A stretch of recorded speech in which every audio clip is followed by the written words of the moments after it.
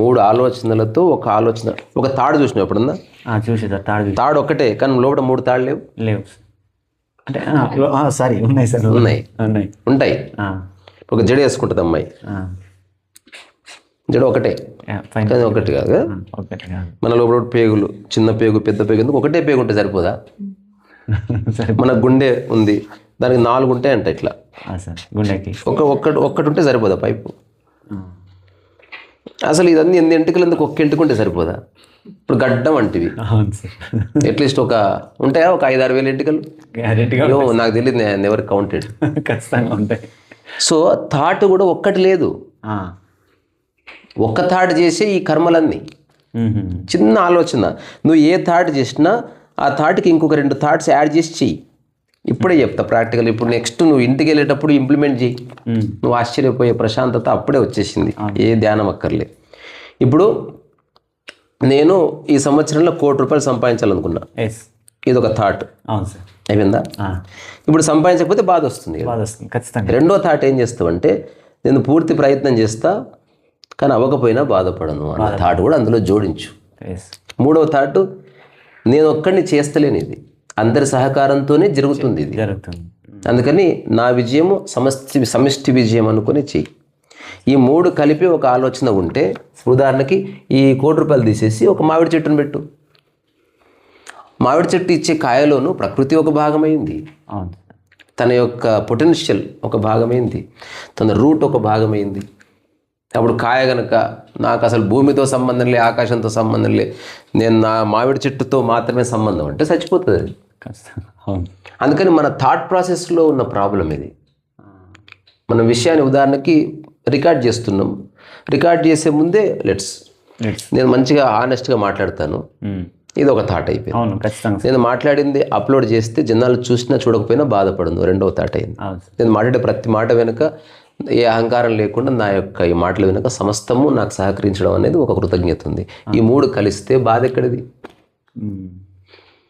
అలాగని ప్రతిసారి 3 ఆలోచనలు చేస్తున్నాను కాదు, ఈ ఆలోచనలు ఈ 2 ఇంక్లూడెడే. ఇప్పుడు పెన్ను కొంటే రిఫిల్ కూడా ఉంటుంది కదా, అట్లా రిఫిల్ కూడా వేరు కదా, ఉత్త రిఫిల్ కూడా కొనుక్కోవచ్చు, కానీ రిఫిల్ లోపల ఇంకు ఉంటుంది కదా, మళ్ళీ అది వేరే, అది కూడా కలిసే ఉంది కదా. ఇప్పుడు ఇంకు కూడా ఉంది కానీ ముందర చెర్రా లేకపోతే ఇప్పుడు ఏది ఇంపార్టెంట్? ఇప్పుడు పెన్ అంటే ఎవరు? అన్ని కలిపి పెన్ అయింది. థాట్ అంటే ఒక్క థాట్ కాదు, అది ఎగ్జిస్టెన్స్, నీవు నీ శక్తి, నీవు దాని ఫలితాన్ని తీసుకునే స్థితి, ఈ 3 కలిస్తేనే థాట్. ఈ దిక్కుమాలిన మహానుభావులకి ప్రసంగాలు ఇవ్వడం తప్ప అసలు విషయం. ఇప్పుడు ఈ చిన్న విషయాన్ని చిన్నపిల్లవాడికి చెప్పు, అరే మనస్ఫూర్తిగా పనిచేయరా ఫస్ట్ క్లాస్ రావడానికి, కానీ ఏదో కారణం చేత రాలేదు, అంగీకరించు, రెండో థాట్.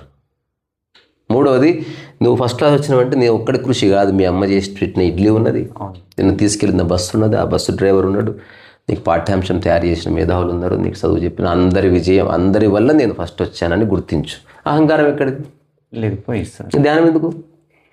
కరెక్ట్. నేను చిన్న కథ చెప్పనా నీకు? చెప్పండి సార్.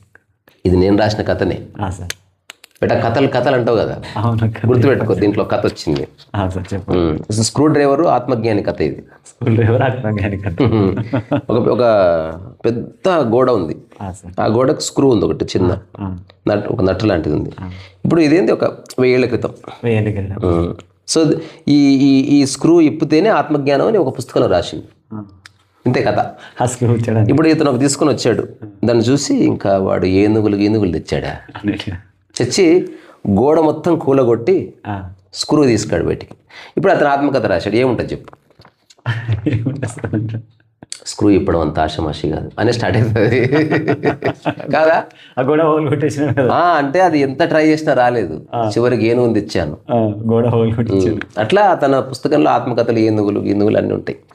కానీ వాడు మొత్తం ధ్వంసం చేసిండు. ఒక 500 తర్వాత వాడు వచ్చిండు. వాడు ఏం చేసిండు, ఇదంతా చదివి ఇతని ఆత్మకథ బాగుంది కానీ అనవసరం కష్టపడ్డాడు, రాయి తీసుకుని చుట్టుపక్కల మొత్తం కొట్టిండు, ఒక హోల్ ఏర్పడ్డది, స్క్రూ ఇతను ఒక ఆత్మకథ రాసిండు. ఇద్దరు సత్యాన్ని దర్శించారు, అంటే స్క్రూ తీసుకున్నారు, కానీ ఇతని దాంట్లో చాలా కథ ఉంది, కానీ ఇతని దాంట్లో తక్కువ కథ ఉంది. మోరే అంటే అతను చెప్తున్నాడు, ఒకప్పుడు గురువులకి వాళ్ళకి సరిగ్గా తెలియక చాలా కష్టపడ్డారు. ఈడు కష్టపడ్డాడు యాక్చువల్లీ. అవును. ఇప్పుడు నెక్స్ట్ ఇంకొకటి వచ్చాడు, ఇంకొకటి వచ్చి వాడు ఇంకేదో టెక్నిక్ చెప్పాడు. ఫైనల్గా ఇప్పుడు నేనేం చేసినంటే స్క్రూ డ్రైవర్ తీసుకొని పో అని చెప్తున్నాను. అందుకని పెద్ద కథ లేదు సార్, కథ లేదు. నా ఆత్మజ్ఞానంలో, కథ లేదు, కథనే లేదు. నేను ఏనాడు కష్టపడలేదు. ఏనాడు విషయాన్ని విషయంగా చూస్తే అసలు నువ్వు ఇన్ని ధ్యానాలు, ఇన్ని యాగాలు, నేను ఇప్పుడు పౌర్ణమి ధ్యానం చేయొద్దు అన్నట్లే. పౌర్ణమికి ధ్యానానికి సంబంధం లేదని మాత్రం చెప్తాను. కట్టెలు పోయి పక్కన ధ్యానం వద్దా? కట్టెల పొయ్యి దగ్గర ధ్యానం కొంచెం హీట్ తగులుతుంది. అవును. అట్లా ఇప్పుడు పిరమిడ్ దగ్గర ధ్యానం, మరి సమాధి దగ్గర, శివం దగ్గర. సో నువ్వు బేసికల్గా నీ ఇంట్రెస్ట్ మెడిటేషన్ కాదు, అట్రాక్ట్ పీపుల్. అట్రాక్షన్ పీపుల్ అనగానే అసలు ధ్యానం లేదు, పాడు లేదు, చేసుకొని పో, మనకు సంబంధం లేదు దాంతో. వాళ్ళందరికీ టాటా బాయ్ బాయ్. నేను దానికి అడ్డు చెప్పను, నేను దానికి అగనెస్ట్గా మాట్లాడను.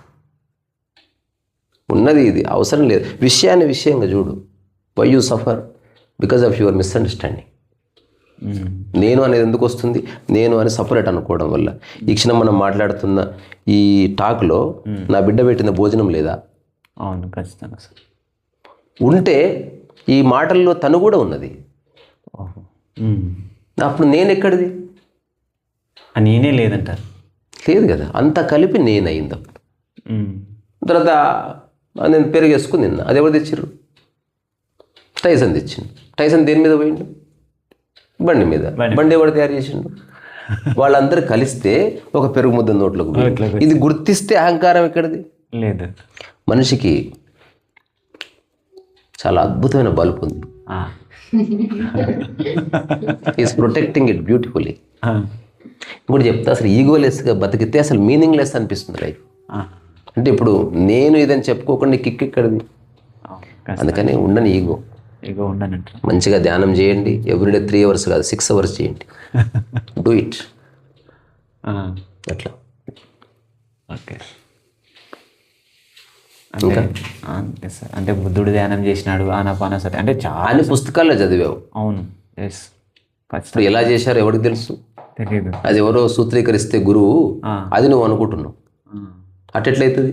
కాదు కదా, అంటారు కదా సార్, ఆయన బుద్ధుడు చేశాడు ధ్యానం, అది అట్లా చేస్తాను అని ఎవరు చెప్పారు? బుద్ధుడు చెప్పారు, రాసింది, చెప్పింది, వాళ్ళు సజెషన్ ఇస్తారు. అట్లా చెప్పిన వాళ్ళని ఒక టెక్స్ట్ కోడ్ చేయమని. బుద్ధుడు జ్ఞానం మాట్లాడాడు, బుద్ధుడు టెక్నిక్ చెప్పాడు.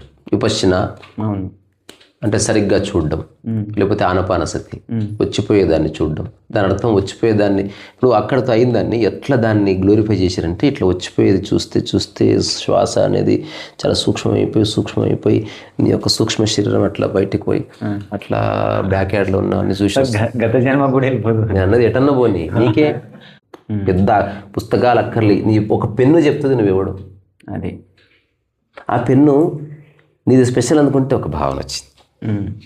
నీ పెన్ను నేను అడగకుండా వాడు ముట్టుకుంటే ఒక తీటలేసింది. అందరి పెన్నుల కంటే నీ పెన్ను బాగుందంటే నీకు ఆనందమైంది. నీకంటే బెస్ట్ పెన్ను ఒకటి తెచ్చుకున్నానంటే దమాక్ ఖరాబ్ అయింది. ఏదైనా కూడా అట్లేదు సార్. బట్ తీసుకున్న తర్వాత దీనికంటే అడ్వాన్స్ పెన్ వచ్చిందంటే పైసలు లేవని దమాక్ ఖరాబ్ అయింది. అవును.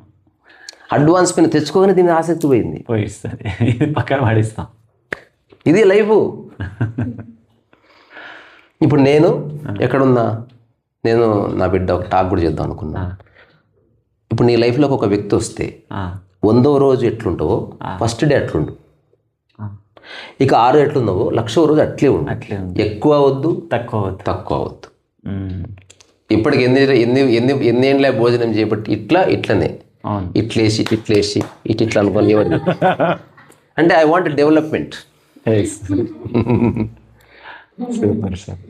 లేదు, రొటీన్లోనే బ్యూటీ ఉంది. కానీ ఆ రొటీన్ని ఎరుకరోగ చేస్తే, అంటే I'm aware of the pen. నేను ఎప్పుడు ఇప్పుడు మా ఇద్దరి మధ్యన బట్ నీ ఎగ్జాంపుల్ చెప్తున్నా, మళ్ళా మేము డిస్కస్ చేసే ప్రాపంచిక విషయాలు కాదు. ఎక్కడికి వస్తువు అక్కడ పెట్టడం మా చర్చకు. అది వెతుకొద్దు నువ్వు. నేను దీనికి రాసుకున్నదంటే ఎక్కడి వస్తువు అక్కడ పెట్టు, తద్వారా వెతుకులాట ఉండదు. సో వెతుకులాడని కారణంగా మనసు ఎప్పుడు ప్రశాంతంగా ఉంటుంది. ప్రశాంతంగా ఉన్న మనసు ఎలా ఆలోచించాలో అలా ఆలోచిస్తుంది. ఎలా ఆలోచించాలో అలా ఆలోచించే మనసు ఏది తెలుసుకోవాలో అది తెలుసుకుంటుంది. ఏది తెలుసుకోవాలో అది తెలుసుకున్న మనసు ఎలా జీవించాలో అలా జీవిస్తుంది. ఎలా జీవించాలో అలా తెలుసు కాబట్టి ఏ అన్వేషణ అక్కర్లే, ధ్యానం అక్కర్లే. పెన్నులో ఉంది ఇదంతా. అక్కడే పెట్టట్లేదు.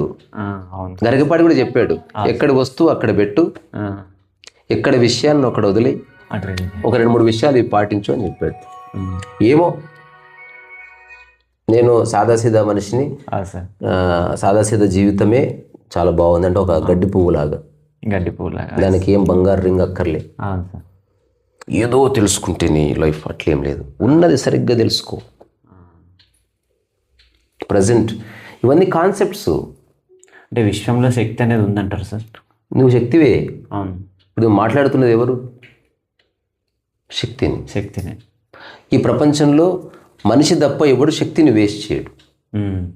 మనిషే వేస్ట్ చేస్తున్నాడు శక్తి. అసలు మనిషి వేస్ట్ చేసినంత, ఇప్పుడు ఉదాహరణకు ఒక చెట్టు తన శక్తిని అంతా కాయలో పెడుతుంది.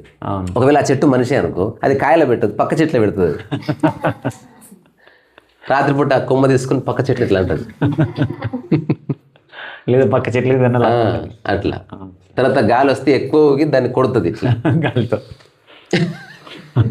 మనిషి శక్తి స్వరూపం. మనిషి అంటే దాని అర్థం ఎక్కడో శక్తి తనకు వస్తుంది కాదు, తన శక్తిని ఎక్కడా వృధా చేయట్లేదని. ఎవడు అమ్మవారి శక్తి నాకు వచ్చిందంటే అర్థం now I'm not wasting my time బాబా అని అర్థం. ఇది అమ్మవారు కూడా పూనకం వచ్చి ఎగరలాడతారు సార్, నిజమే? అదంతా తాటే. ఎందుకు ఒక్క రిచ్ పర్సన్కి రాదు పూనకం? అవును, ఖచ్చితంగా సార్, నేను అదే చెక్ చేశాను. బాగా షార్ట్స్ వేసుకొని జీన్స్ వేసుకుని పబ్లిక్ ఒక్కరికి అసలు రాదు. అంటే ఐఎమ్ నాట్ అగెయిన్స్ట్ అమ్మవారు, she's choosing wrong persons. Sir మామూలుగా ప్రతి ఒక్కరు అలంకారం చేసుకుంటేనే అమ్మవారు వచ్చేస్తుంది, పసుపు పోసుకుంటేనే వచ్చేస్తుంది. నేను అంటుంది అన్నీ ఉన్నాయి భూమి మీద. మూఢనమ్మకాలు ఉన్నాయి, నమ్మకాలు ఉన్నాయి, దారులు ఉన్నాయి, భయాలు ఉన్నాయి.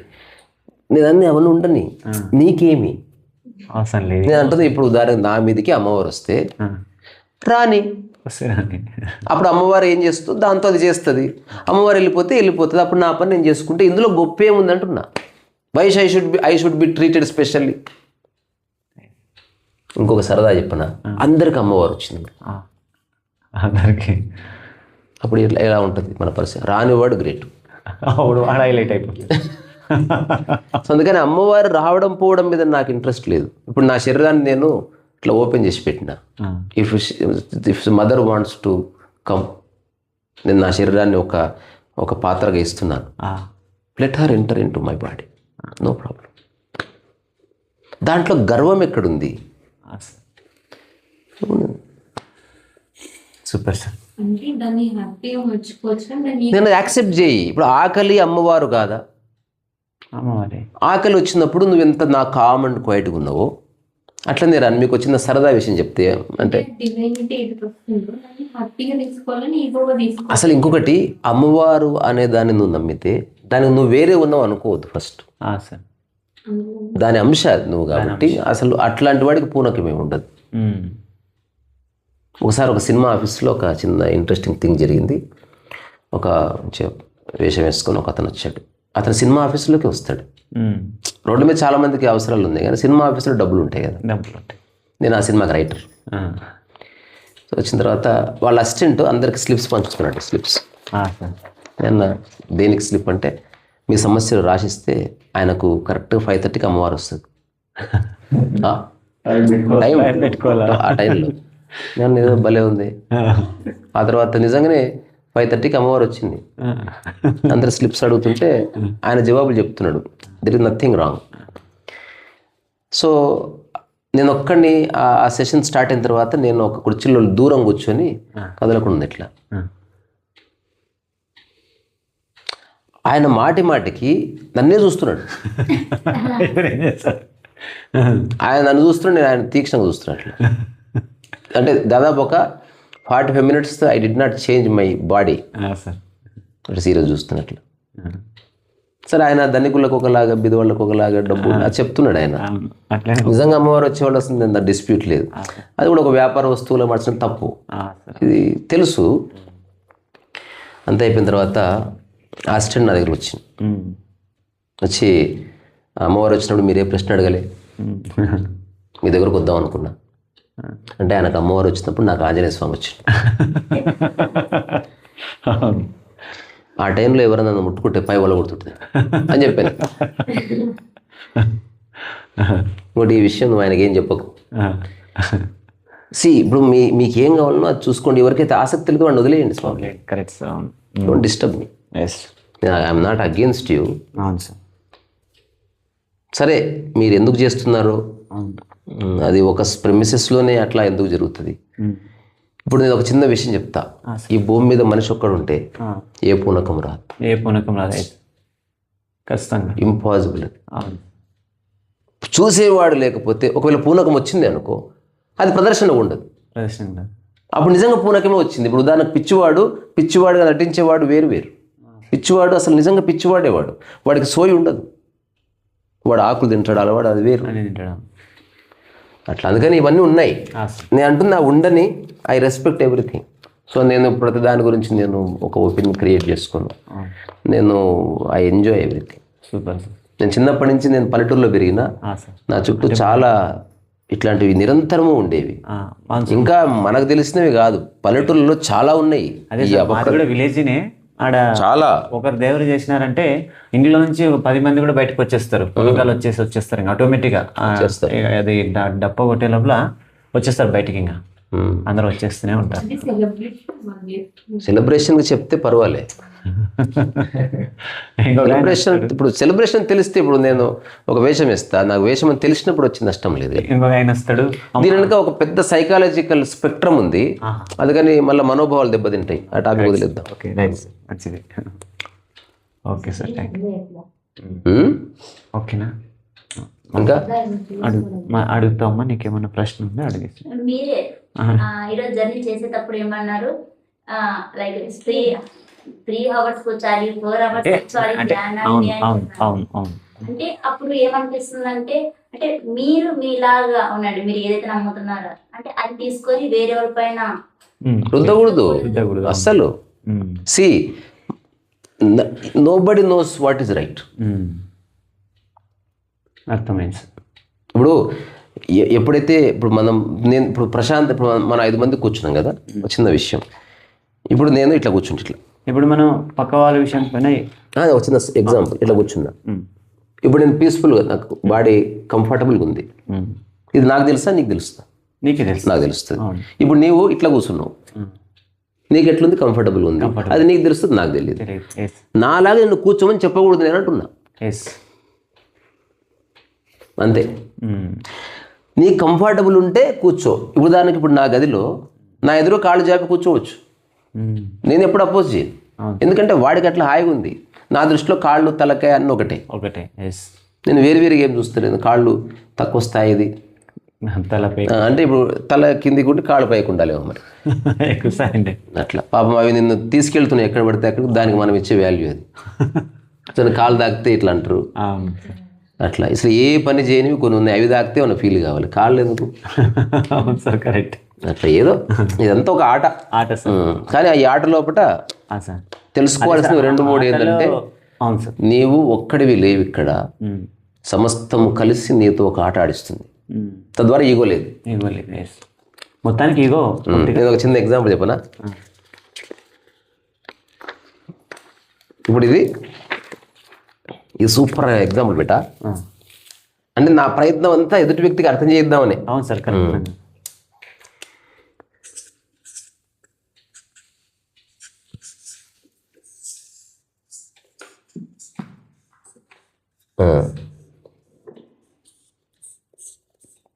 ఓకే, ఇది ఉందా బేటా? ఇప్పుడు నేను ఏం చేస్తాను చూడు, ఇది ఇప్పుడు నేను ఇట్లా ఆడిస్తున్నట్లు. ఇప్పుడు ఇది ఒక ఇండివిజువల్, ఇదేమో సమస్త విశ్వం. అంటే గాలి అనుకో, ఆహారం అనుకో, అమ్మ అనుకో, నాయన అనుకో, సమాజం అనుకో, గవర్నమెంట్ రోడ్లు అనుకో, everything makes your moment happy. ఇప్పుడు ఇక్కడికి వచ్చినప్పుడు రోడ్డు మీద పెద్ద గుంత ఉంది, మీకు దమా ఖరాబ్ అవుతుంది కదా. అంటే ఆ గుంతకు మీ ప్రశాంతకు సంబంధం లేదని ఎట్లా చెప్తారు? ఉంది. అసలు మన ఫోన్ నెట్వర్క్ కూడా సంబంధం ఉంది. ఇది ఉంది కదా. ఇప్పుడు ఈ మనిషి అనుకుంటున్నాడు నేనే ఎగురుతున్నాను.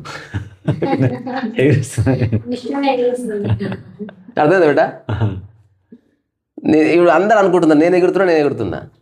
మొన్న వస్తే ఎగిరినరా నేను అని చెప్తున్నాను. మొన్న అయితే అవార్డు ఇచ్చిర్రు. అసలు అవార్డు ఎవరికి వేసిర్రు?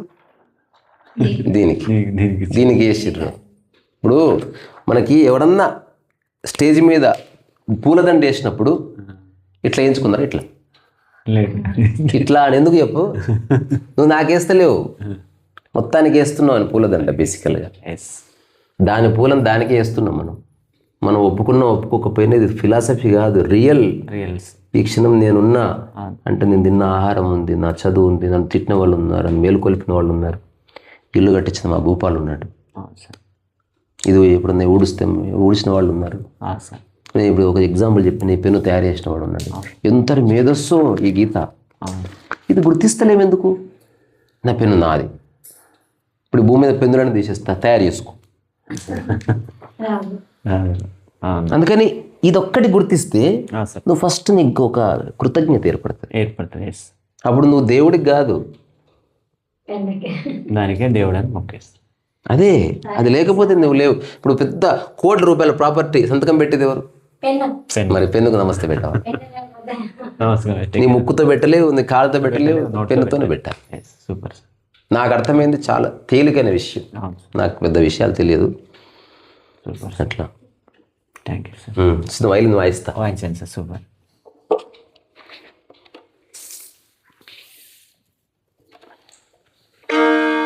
ఫోటో తీసి